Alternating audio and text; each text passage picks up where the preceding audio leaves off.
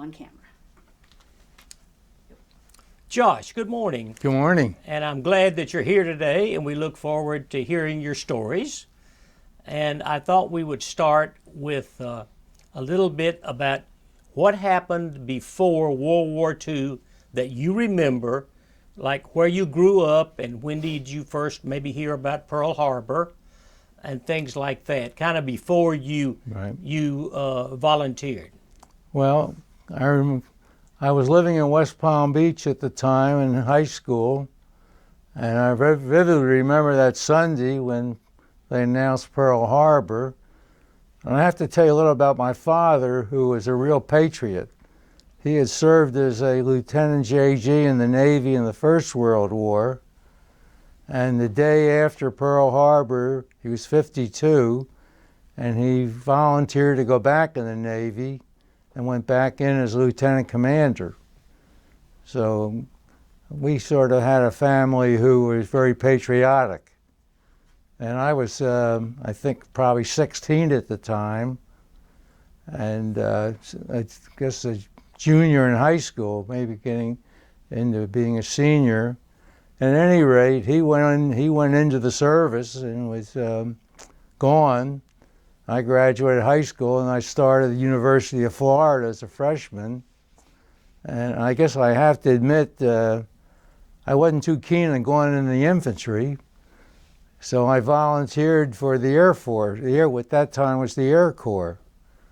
And when I was 18, I was called up and went in up here at Fort McPherson. We were inducted. Took a train to Gulfport, Mississippi to Biloxi, and went through basic training there, which was probably the worst experience of my life.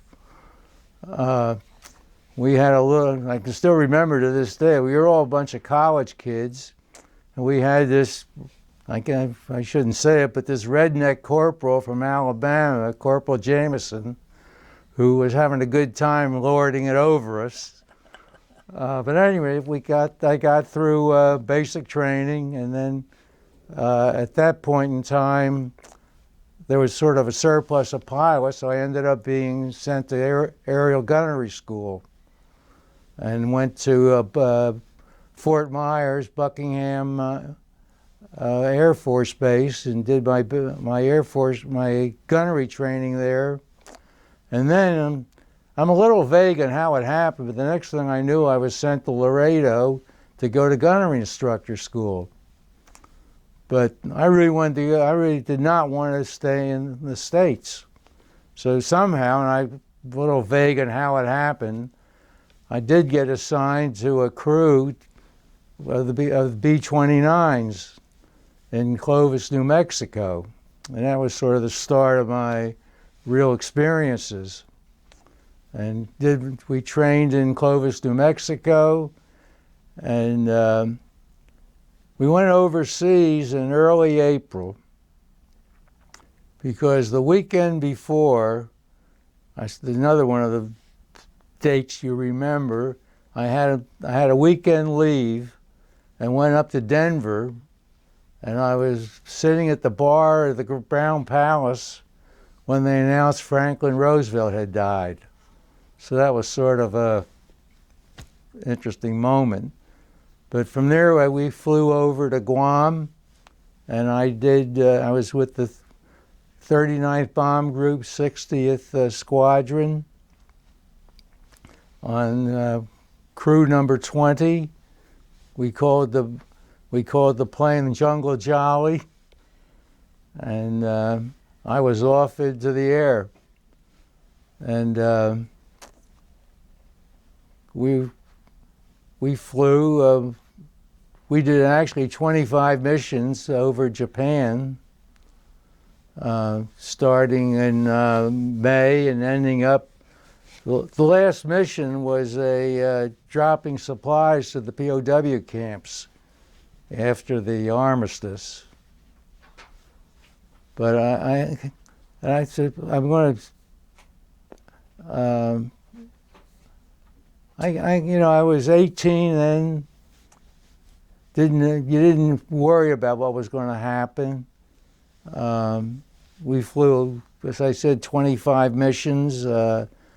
At the beginning, we flew some day missions and did see some Japanese fighter planes. But subsequently, most of our missions were at night. And I can remember seeing Tokyo, just one big fire. We would go over and at about 5,000 feet, drop our payload, and then return. We really, I can't say that I had any harrowing experiences. We had a couple of times that we had engine problems. One time we landed at Iwo Jima, which is a godforsaken island, and you never want to be back there again. And you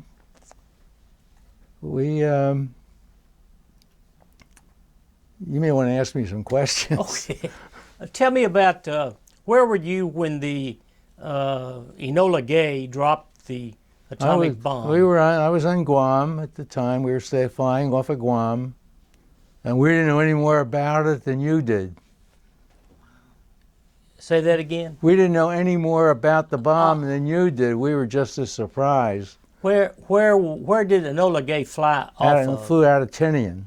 Okay. Yeah, one of the other Mariana Islands. So what did y'all think about, well, not the specifics, but you yourself as an 18-year-old? I was 19 at that point. 19. What did you think about that? Did you think the war was closing down? And well, we knew that we were getting close to the end, but we were pretty much in the dark as to what was going on. Did that bother you? I don't think we even had a clue as to the significance of it. Okay. Tell me a little bit about... And truthfully, I think that the bombing of Tokyo was just as, depending on how you look at it, as horrendous as Hiroshima. Because I can tell you that Tokyo was literally one big fireball. What were you and your mates? Did y'all have any feelings about the innocent people, or did that bother you or anything? I don't think we even thought about it. Okay. I don't think it entered the equation. Okay. Let's go back when you decided to join. What made you do that? Everyone joined then. That was just what you did. Okay. So that was did you just one morning wake up and said, I'm going to join up? No, I don't think I did it quite that way, but I just knew that once I got to be 18 that I was going to go in the service. And no one wanted to stay home. If you were an 18 or 19-year-old and you were back sleeping in your own bed, everyone looked at you like you were some kind of a freak. So, didn't you get drafted? Weren't you people get drafted when they were 18 or 19? Well, if you waited, you got drafted. Yeah. Okay. But then you took the risk of where you were going to be, where you were going to serve. And I wanted to be in the Air Corps. Okay. And where was your father doing all of this? My father at that time was in the North African invasion, and when he was on a ship that was the Thomas Stone, which is torpedoed. Did he survive? Oh yeah, he survived. Okay. And he served right through the war. And And just an aside, I was an only child, and so there my mother was home, with both of us in the service. Mm-hmm. But that was not unusual. It was a different period. Okay. What else do you remember about your life as when you were on Guam, and how did you know when you were going back? Did you just come in after a bombing and sleep a little while and then get back on the plane and go back?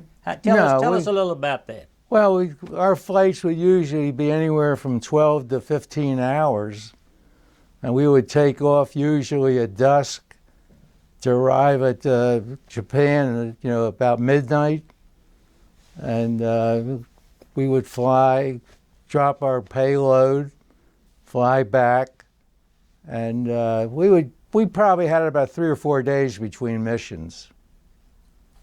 Okay. So what did you do during those 3 or 4 days? Just lolled around, and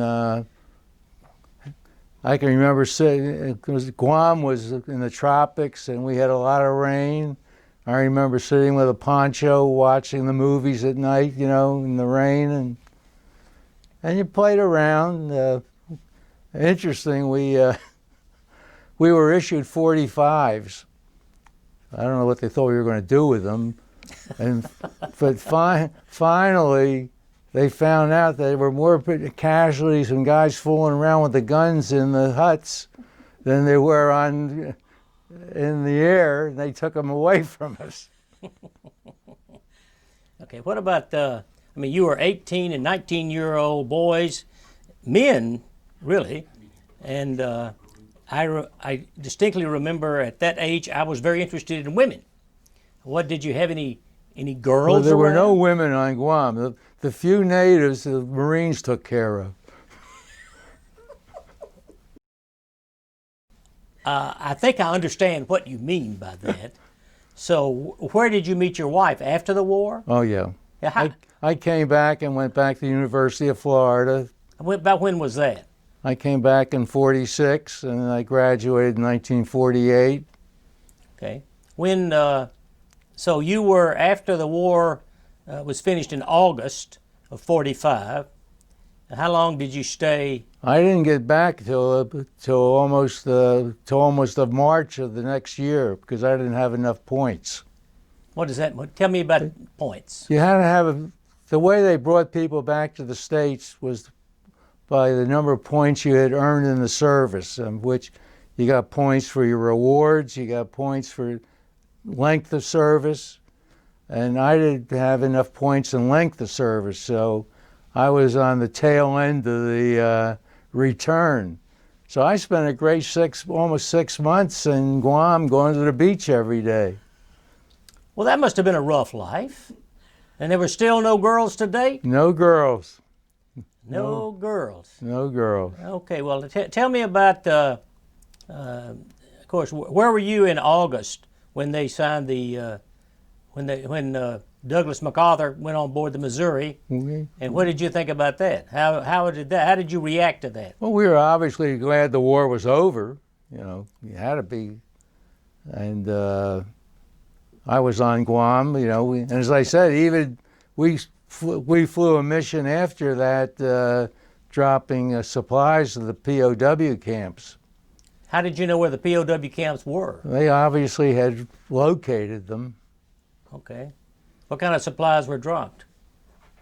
Do you know? Food, mostly food, medical supplies. Okay. Did you have any involvement with prisoners, Japanese prisoners whatsoever? We had some on Guam and that we saw, but there weren't too many. It was interesting. The Japanese, a lot of them would not surrender. And during the time I was on Guam, periodically one would come out of the woods, where they either capture them or he finally decided that there was no sense hiding out anymore. So there were just a few Japanese prisoners on Guam. Okay. And so what did you do during this 6 months? Just go to the beach and hang out? I just hung out, went to the beach and relaxed. When you think back on that time, what was that a good time in your life, or was boring? Well, it was boring. Oh, definitely. Okay, so, but the whole experience was pretty good for you. Is that what you're saying? You mean my time in the service? Yes. Absolutely. I think that I'm all for selective service for everyone serving, because I came from, I wouldn't say a sheltered background, but I certainly hadn't seen a lot of the rest of America. And our crew was a very diverse group of people. And it certainly opened my eyes to, it made me more, feel more part of the world.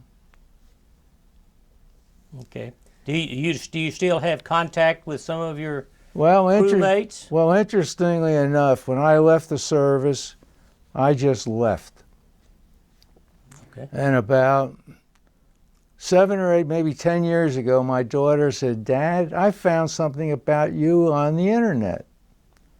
And sure enough, I went on, and unbeknownst to me, our bomb group had a whole association, and they were having reunions and everything. So I went on, and they had all the different crews, and I went and found my crew, and I don't know why, and somehow or other I found out there was one other member still alive, Chuck Castle, our flight engineer. So I called him, and I got his phone number, and I called him up, and I said, "Chuck, this is Josh Yu, and this is a voice out of the past." This is 55 years now. Yeah. And he vividly remembered me, and we had a great conversation, and he said, which I have here, he said, "I've written up about our experiences." So I said, "Geez, I'd love to see them." And he sent me this, I'll show you, this booklet of where he had written up, and he was very literate. And I read the booklet, and I called him up, and I said, "Chuck, were you and I on the same airplane?" Because either he embellished it, or I was too young and stupid to know what was going on. And unfortunately, he died we stayed in contact, but he died a couple years ago. Okay. Okay. I got a couple questions. Whenever. I got a couple questions. Okay. Do you mind? Yes. Wanted to ask you just a couple things Sure. about your squadron. So you were 60th Squadron, 39th Bomb Group. Yes, ma'am. How many aircraft would go at a time on your missions? Oh, we'd send up more than one squadron. I mean, I was just one. We'd probably have a couple hundred planes going up Okay. on a mission. And how many from your squadron would be up at? Oh, probably 20 planes. Okay. Did you guys ever have fighter support? No, Wow. no, Did you need it? no, no. Okay. Did you lose any of the planes? We only lost them from mechanical problems. Oh, okay. We never had any. None of the planes that I'm involved with were shot down. Yeah. What did you do? You were a gunner, I was an aerial gunner. and what does that mean? Well, you're going to laugh when I tell you this.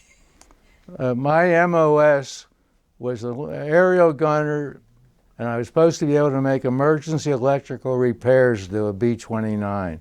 And my wife said, "You can't change a light bulb." So that was my MOS. Fortunately, except for a couple of small occasions, I never had to use that part. So And after about our first 5 missions, when we started strictly doing night missions, I never fired a gun. Wow. Okay. so you fired a gun after? Did you ever fire a gun? Yeah, yeah. Okay. What did you fire the gun at? At zeros. We're At trying zeros, to they attack were us. trying to attack you? Yeah. Okay. Did you ever have any problems with, I can't think of their name, the kamikazes? Did they No, ever no. try to? Of course, I guess it's easy to ram A ship. Yeah. It's very difficult to ram yeah, of an no, airplane. No. So, did you meet your wife when you were in the service? No, it matter after I graduated After college. you graduated from college. Okay. Can you tell us a little bit about the B-29? How many crew members and what were their jobs? Well, first you have to remember the B-29 was really, it's hard to believe, but if you ever go up to 41 outside of Lockheed, there's a fuselage of one. And there is one last B-29 still flying. there's an association that has all the fighter planes and bombers from the Second World War. But it was when we first saw it, we thought it was huge. It was the first pressurized airplane, and I would tell you this, that I think that the guys that flew in the 8th Air Force out of England were the real heroes, because they were unpressurized, and they knew when they went out that 30% weren't coming back. We didn't have that problem. We really, if you want, you almost could say we had milk runs. But there were about 12 of us on the plane. You know, we had a pilot, co-pilot, navigator, bombardier, flight engineer, radio operator, and about 4 gunners. Okay. And that was what you were. Yep. The Curtis LeMay, He was. tell us about Curtis LeMay. What are your... Well, we really didn't. We were down at the bottom of the barrel. I mean, he was just a figurehead to us. He was head of the, of the 20th Air Force. How did you feel about the leadership of the 20th? I mean, I know you were young. Did you Didn't even think much about? No, you didn't. That didn't even enter your mind at that stage of our lives. Well, you talked about flying over Tokyo and seeing it burning. What was that like? Were you still dropping bombs? Oh, yeah. Okay. Yeah. Were they standard bombs? They or were firebombs? incendiary They were bombs. incendiary. Yeah. Okay. All right. And did you ever wonder why, since Tokyo was already burning, that you were just dropping more incendiary bombs on there? Was that Didn't even enter our mind. enter your minds? Okay. What did enter your minds? Anything of interest or of non-interest? That's hard to answer. When you're 18 or 19, you sort of just want to have a good time and do what you have to do, and you didn't really you don't get involved in the moral issues. Never entered. I've been to seminars on this. Should you or shouldn't we have dropped the atomic bomb on Hiroshima? And you can argue both sides. We did what we had to do. Tell us about, you said there were a couple of instances where you had some mechanical problems. Do you remember those missions? Yeah, well, the first mission was over Tokyo, and we couldn't get the bomb bay doors to close. And that was as being this MOS, I was supposed to be able to help on that. So I vividly remember having someone hold my legs and leaning out over the bomb bay, looking down at Tokyo Bay, trying to pull the doors up. How'd you get them up? Somehow or other, we got them up. At this point, I guess it would have been hard to land with the bomb doors. You wouldn't even be able to make it back because you There's too much drag. Too much drag on the plane. Okay, what was another example? Well, the other one is on Guam, where North Field. We flew off of North Field, and we would head north. And at the end, the runway went up off the cliff off the end of the island and dropped down about 250 feet. Well, when you took off, what they would do is gun the engines, and when you got to the end of the island, you'd sort of dip a little to get some more airspeed.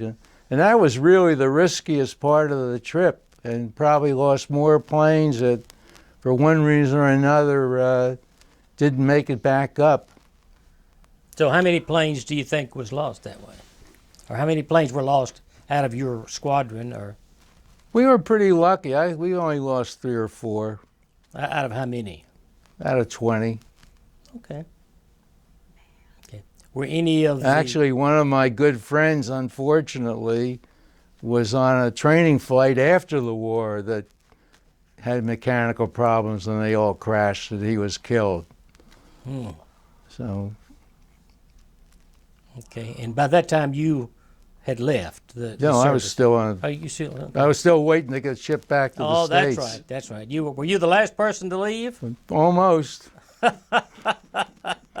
How did they announce who was leaving? They just, It was just called you to muster one day and yeah. say... Well, we had an idea of Okay. when we were going to leave. Okay. Now, were you writing back to your mother or your father during all this time, telling them of your experiences? No, I mean I'd write back, but I never thought to tell them about my experiences. Okay, okay. Now, when did your father come back? Did you beat him back? No, he got back before I did. Okay, okay. Was he still a lieutenant commander? Yeah. Okay. What was the trip back like? Just on a troop ship. Yeah. It wasn't like being on a cruise. We were packed in. It was okay. I guess when you were going back, you didn't care what it was like. You just were glad to be going back. I had to come back. Okay. And how long did it take him once you got back to muster you out and then get Well, you back to Gainesville? When we landed, took a train to Fort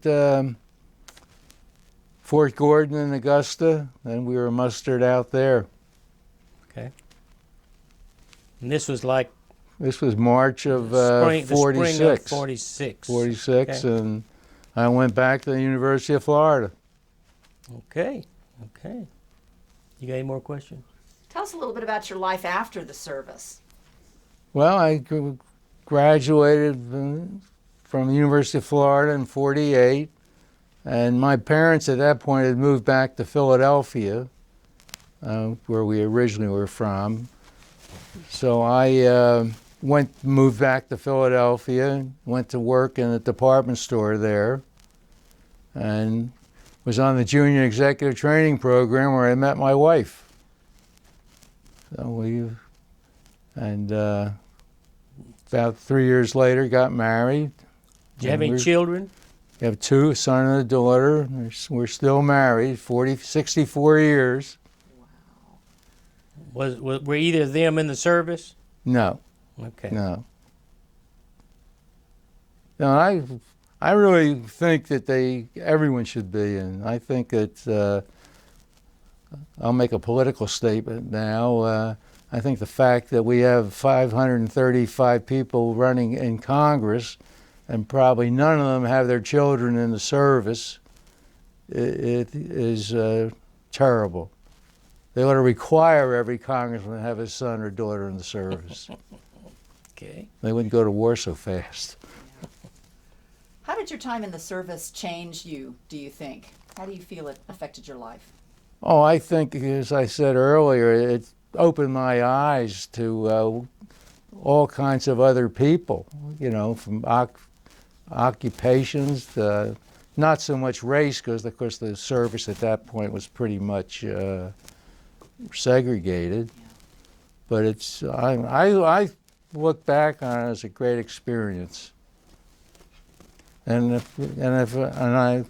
My son went to college, let's see, in '72. And of course, in those days, if you went to college, you didn't have to go in the service. And I think that was a mistake.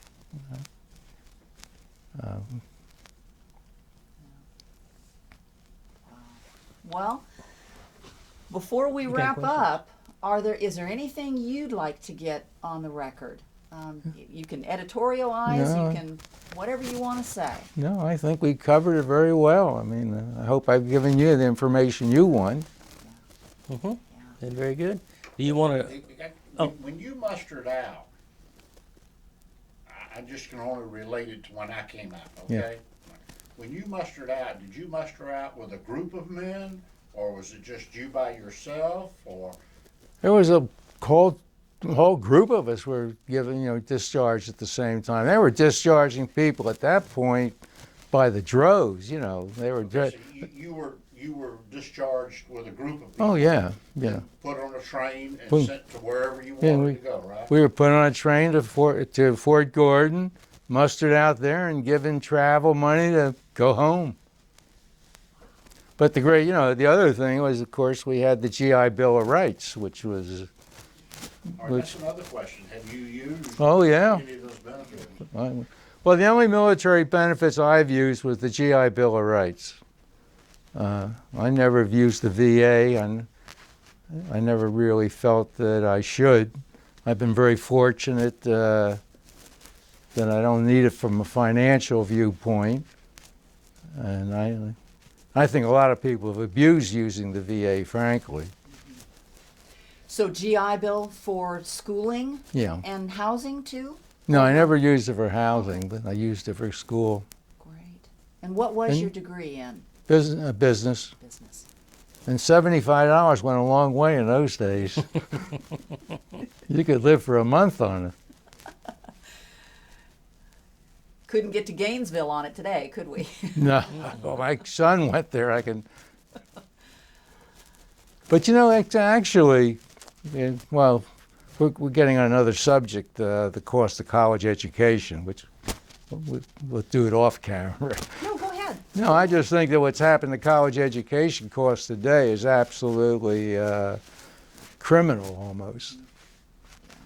Yeah, it is. I mean- You gotta pay people like Lou Saban $5 million a year. Well, it's just ridiculous. Well, we Okay, thank do you we for your wanna- service. Do we want Do to you show have more? the? Oh yeah. Would you like to show anything on camera? Any of your photographs? or- Well, I can. Let's see what I have here.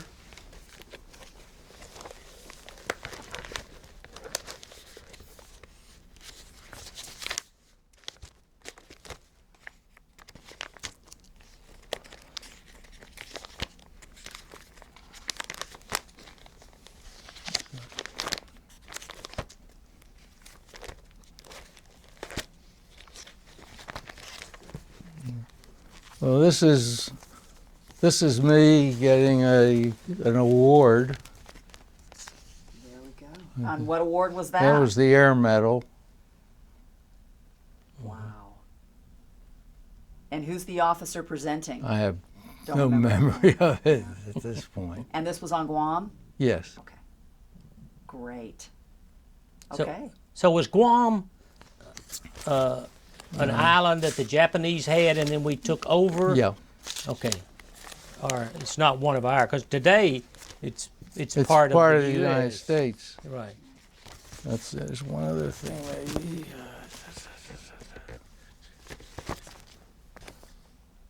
During Vietnam, it was a B-52. Yeah. Fortress. Exactly. This is interesting. My father was very articulate, and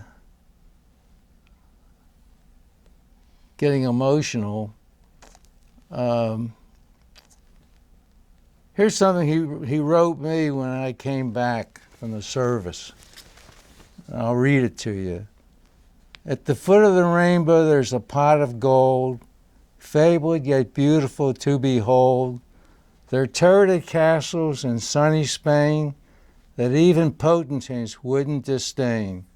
And ships come in from foreign ports with spices and jewels and wealth of all sorts. Yet these are naught compared to a son back safe at home from a war that's won. For in spirit your vigils I kept at your side on many a dangerous bomber raid. And so, my boy, accept I pray my fondest wishes for your natal day. David. That's pretty. Wow. That's fantastic. That'll make me tear up. Me too.